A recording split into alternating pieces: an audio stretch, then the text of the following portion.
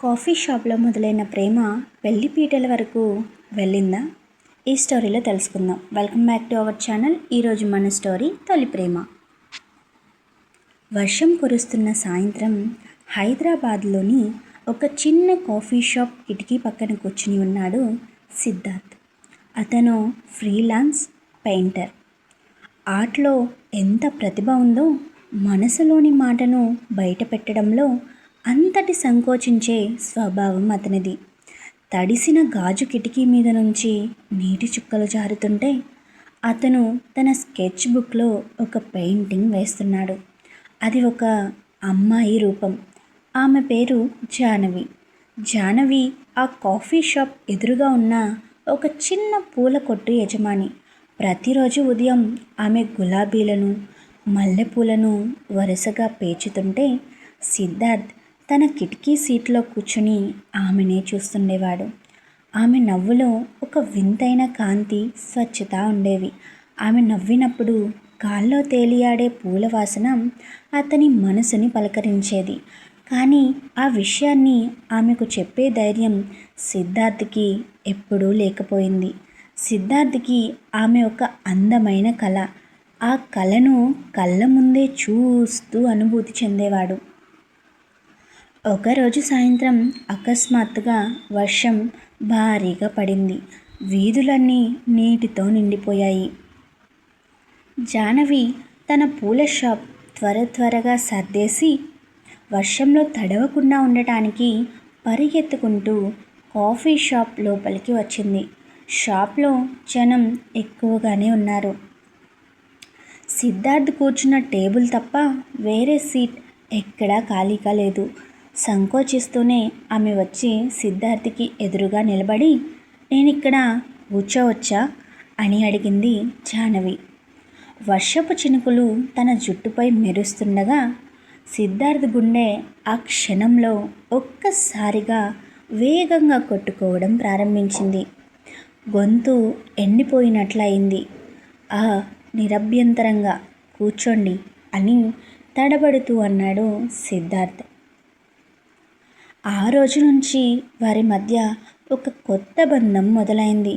ప్రతిరోజు వర్షం పడినా పడకపోయినా సాయంత్రం కాఫీ షాప్లో కలుసుకోవడం, కబుర్లు చెప్పుకోవడం వారిద్దరికీ అలవాటుగా మారింది. జాహ్నవికి సాహిత్యం, కవిత్వం అంటే ఇష్టం. సిద్ధార్థ్కి రంగులతో బొమ్మలు వేయడం ఇష్టం. సిద్ధార్థ్ తన బొమ్మలతో కాన్వాస్ మీద రంగులు వేస్తే జాహ్నవి తన సంభాషణలతో అతని ప్రతిరోజుని నిత్య నూతనంగా మారేలా చేసింది. ఇద్దరి ఆలోచనలు, ఇష్టాలు వేరైనా వారి హృదయాలు మాత్రం ఒకే లయలో కొట్టుకోవడం మొదలుపెట్టాయి. ఒకరోజు జాహ్నవి సిద్ధార్థ్ స్కెచ్ బుక్ వైపు ఆతృతగా చూస్తూ, ఎప్పుడూ ఏదో ఒక పెయింటింగ్ వేస్తూనే ఉంటావు, కానీ నాకు నీ డ్రాయింగ్స్ ఒక్కసారి కూడా చూపించలేదు, ఇప్పుడు చూపించవా అని అడిగింది. సిద్ధార్థ్ కంగారు పడి స్కెచ్ బుక్ని తన వైపు తిప్పుకుని అతని ఆ బుక్లోని ప్రతి పేజీలోనూ జాహ్నవి వివిధ కోణాల్లో నవ్వుతున్న, ఆలోచిస్తున్న రూపాలే ఉన్నాయి కాబట్టి, ఆమెకు చూపించదలుచుకోలేదు కాబట్టి, ఇంకా పూర్తి కాలేదు జాహ్నవి. నా జీవితంలో అత్యంత అందమైన ఆర్ట్ వర్క్ పూర్తయిన రోజు తప్పకుండా నీకే ముందు చూపిస్తాను అని కవర్ చేశాడు. రోజులు నెమ్మదిగా గడుస్తున్నాయి. సిద్ధార్థ్ మనసులో ప్రేమ రోజు రోజుకు లోతుగా పెరిగిపోతోంది. కానీ ఆమె తనని కేవలం ఒక మంచి స్నేహితుడిలాగే చూస్తుందేమో, ఈ విషయం చెప్పి ఉన్న బంధాన్ని కూడా కోల్పోతానేమోనన్న భయం అతన్ని వెంటాడింది. ఒకరోజు సాయంత్రం కాఫీ షాప్కి వచ్చిన జాహ్నవి ముఖంలో ఎప్పటిలా నవ్వులేదు. ఆమె చాలా దిగాలుగా, కళ్ళల్లో ఏదో అస్పష్టమైన భయంతో ఉంది. ఏమైంది జాహ్నవి? ఎందుకు అంతలా ఆలోచిస్తున్నావు? ఒంట్లో బాలేదా అని సిద్ధార్థ్ ఆందోళనగా అడిగాడు. జాహ్నవి కళ్ళల్లో నీళ్లు తిరిగాయి. ఆమె కాఫీ కప్పును గట్టిగా పట్టుకుని, మా నాన్నగారు నాకు పెళ్లి సంబంధాలు చూస్తున్నారు సిద్ధు. వచ్చే వారంలో ఒక అబ్బాయి నన్ను చూడటానికి మా ఇంటికి వస్తున్నాడు.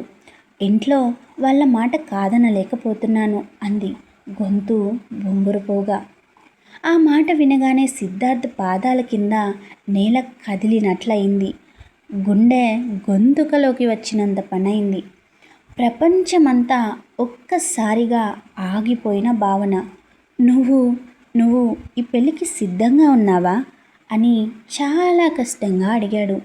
జాహ్నవి తన ఆరాటమంతా కళ్ళల్లో నింపుకుని సిద్ధార్థ్ కళ్ళలోకి చూస్తూ, నన్ను ఆపే హక్కు ఉన్న వ్యక్తి ఒక్క మాట చెప్తే నేను అందరినీ కాదని ఆగిపోతాను సిద్ధు అంది. అతడేమైనా మాట్లాడతాడేమోనన్న తీవ్రమైన ఆశతో. కానీ సిద్ధార్థ్ మనసులోని భయం, ఆత్మన్యూన్యతా భావం అతన్ని కట్టడి చేశాయి. నేనింకా ఆర్టిస్ట్గా నిలదొక్కుకోలేదు. సమాజంలో సరైన స్థానం లేదు. ఆమెను సంతోషంగా చూసుకోగలనా అన్న అనేక సందేహాలు అతని నోటిని నొక్కేశాయి. అతను ఏమీ మాట్లాడలేక మౌనంగా కిందకి చూస్తూ ఉండిపోయాడు. సిద్ధార్థ్ మౌనాన్ని చూసి జాహ్నవి కళ్ళల్లో ఆశ ఆవిరైపోయింది. ఆమె కంటనీటితో తన బ్యాగ్ సర్దుకుని అక్కడి నుంచి వేగంగా వెళ్ళిపోయింది. ఆ తర్వాత కొన్ని రోజులు జాహ్నవి కాఫీ షాప్కి రాలేదు. ఎదురుగా ఉన్న పూల షాప్ కూడా మూసేసి ఉంది. సిద్ధార్థ్ జీవితం ఒక్కసారిగా శూన్యంగా మారింది. ఆమె లేని ప్రతి క్షణం అతనికి నరకంలా అనిపించింది. రంగులన్నీ తరిగిపోయినట్లు, గాలిలో సువాసనలన్నీ ఇంకిపోయినట్లు అనిపించింది. తన మౌనం ఎంత పెద్ద తప్పో, భయం వల్ల తను ఎంతటి గొప్ప అవకాశాన్ని కోల్పోయాడో అతనికి ఆ క్షణం అర్థమైంది.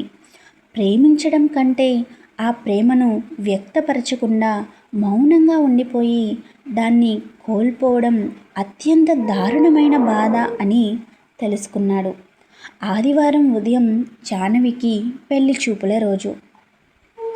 సిద్ధార్థికిక ఓపిక నశించింది.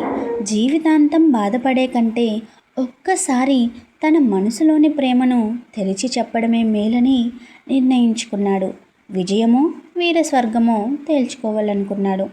గత 2 ఏళ్లుగా తాను వేసిన జాహ్నవి చిత్రాలన్నింటినీ ఒక పెద్ద కాన్వాస్ బోర్డుపై ఒక మహోన్నతమైన కొల్లాజ్గా అమర్చాడు. దాన్ని పట్టుకుని ఎటువంటి సంకోచం లేకుండా ఆమె ఇంటి వైపు పరిగెత్తాడు. జాహ్నవి ఇంటి ముందు బంధువుల కార్లు హడావిడి కనిపిస్తున్నాయి. సిద్ధార్థ్ ఏమాత్రం వెనకాడకుండా నేరుగా లోపలికి నడిచాడు.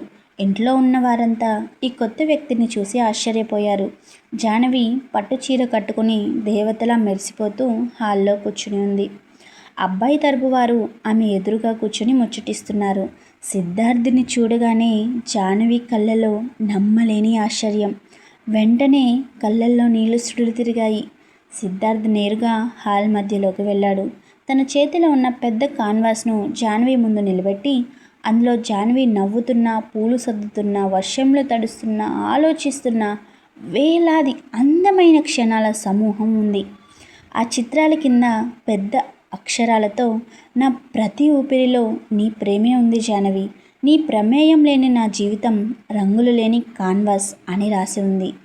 సిద్ధార్థ్ జాహ్నవి కళ్ళలోకి చూస్తూ గొంతులో సర్వస్వం వంపి, నన్ను క్షమించు జాహ్నవి, నీకు నా ప్రేమను వ్యక్తపరచడంలో ఆలస్యం చేశాను.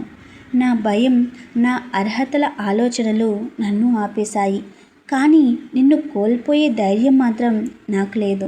నేను ఇంకా గొప్ప ధనవంతుడిని కాకపోవచ్చు, కానీ నిన్ను నా ప్రాణం కంటే ఎక్కువగా ప్రేమిస్తాను. నువ్వు లేని నా జీవితాన్ని నేను ఊహించుకోలేను. ప్లీజ్ నాతో వస్తావా అని గట్టిగా చెప్పాడు. హాల్లో ఉన్న వారంతా స్తబ్దంగా ఉండిపోయారు. జాహ్నవి తండ్రి కోపంతో ఊగిపోతూ లేచి, ఎవరు నువ్వు? మా ఇంటికి వచ్చి నా కూతురి జీవితంతో ఆటలాడతావా అని గద్దించాడు. కానీ జాహ్నవి కళ్ళల్లో ఆనంద బాష్పాలు రాలాయి. ఆమె మెల్లగా లేచి సిద్ధార్థ్ పక్కకు వచ్చి నిలబడింది. తన తండ్రి వైపు తిరిగి, నాన్న, నేను ఈ రోజటి వరకు మీ మాట దాటలేదు, కానీ నా మనసంతా ఈ సిద్ధార్థ్ దగ్గరే ఉంది. ఇతను లేకపోతే నేను ఎప్పటికీ సంతోషంగా ఉండలేను నాన్న. ఇతని ప్రేమే నా ఊపిరి అని స్పష్టమైన గొంతుతో చెప్పింది. జాహ్నవి మాటల్లోని ధైర్యం, సిద్ధార్థ్ కళ్ళలోని నిక్కర్సైన ప్రేమను చూసి అక్కడున్న ఆ అబ్బాయి తరపు వారు కూడా పరిస్థితిని అర్థం చేసుకుని గౌరవప్రదంగా తప్పుకున్నారు. జాహ్నవి సర్ది చెప్పడంతో జాహ్నవి తండ్రి కోపం నెమ్మదిగా కరిగిపోయింది. సిద్ధార్థ్ చూపించిన పెయింటింగ్స్లోని ప్రతి గీతలోనూ తన కూతురిపై ఉన్న అమితమైన ఆరాధనను ఆయన గమనించాడు. ఇంతకాలం ఈ మాట ఎందుకు చెప్పలేదమ్మా అని ఒక నిట్టూర్పు నిట్టూర్చి వారిద్దరి ప్రేమను అంగీకరించాడు. కొన్ని నెలల తర్వాత అదే కాఫీ షాప్ బయట మళ్ళీ వర్షం పడుతోంది. అదే కిటికీ సీటులో సిద్ధార్థ్, జాహ్నవి ఒకరి చేతిని ఒకరు పట్టుకుని కూర్చుని ఉన్నారు. సిద్ధార్థ్ తన కొత్త స్కెచ్ బుక్ తెరిచాడు. అందులో జాహ్నవి మెడలో అతను తాళి కడుతున్న అందమైన పెళ్లి చిత్రం ఉంది. జాహ్నవి అతని వైపు వేడి కాఫీ కప్పు అందిస్తూ తన తలను అతని భుజంపై ఆనించి, మన ప్రేమ కథ నిజంగా ఒక అందమైన కావ్యంలా ఉంది సిద్ధు అంది మురిపెంగా. సిద్ధార్థ్ ఆమె నుదుటిపై ముద్దు పెడుతూ, కావ్యం కాదు జాహ్నవి, ఇది నా జీవితం, మన జీవితం అని నవ్వాడు. వర్షపు చినుకుల సాక్షిగా కాఫీ సువాసనల మధ్య వారిద్దరి హృదయాలు ఒక్కటై కొట్టుకున్నాయి. Thank you for watching.